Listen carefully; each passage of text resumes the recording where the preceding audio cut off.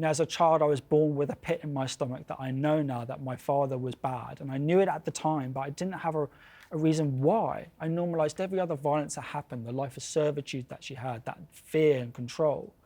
And I was waiting for a moment, like an acorn that was blooming into more signs that I was being aware of what was going on in my home, the veil that fell. And what adult child survivors need to know is they have an ability of their own survivorship to claim it. And there's no weakness in that. There's strength and identity and community. And if we can share our stories, the more of these unthinkable acts, like in my book, and what's happened in my family, don't happen to any other family. And there's a line in the book where you talk about, you know, well, I keep thinking, I was there, I saw it. And did I do enough, almost saying. I mean, did you feel guilt? I felt immense guilt. You know, we all knew there were alarm bells going off, but we were just robbed of the language. Coercive control is a language that is afforded to us now, but it's not being shared and proliferated. And there's hardly any awareness campaigns on this. And we don't even want to teach it to young children who are affected by this too. So we have to look at it holistically from a community's education, families, you know, emergency services. Are they doing enough?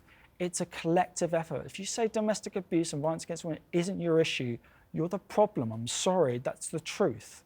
It's very clear the love you have for your mum, but this is a complicated, terrible thing that you've been through. What do you feel now about your father when you think about him? My father exists at a place of love for a young child, a little David that is me, who in this book I've kind of repatriated as a part of my soul. He was a happily burgeoning child that became silent and quiet, and I didn't know the reason why. And it's not to say that his murder was justified. I've always said it's not, in almost every interview. It's an understanding to stop these events from happening. You know, he was my father. These were the choices he made. And this was the escalation of acts that followed. And this is the unthinkable, that moment that delivered me to talking about this until the end of time. Any love for him? Is that possible? Not as an adult.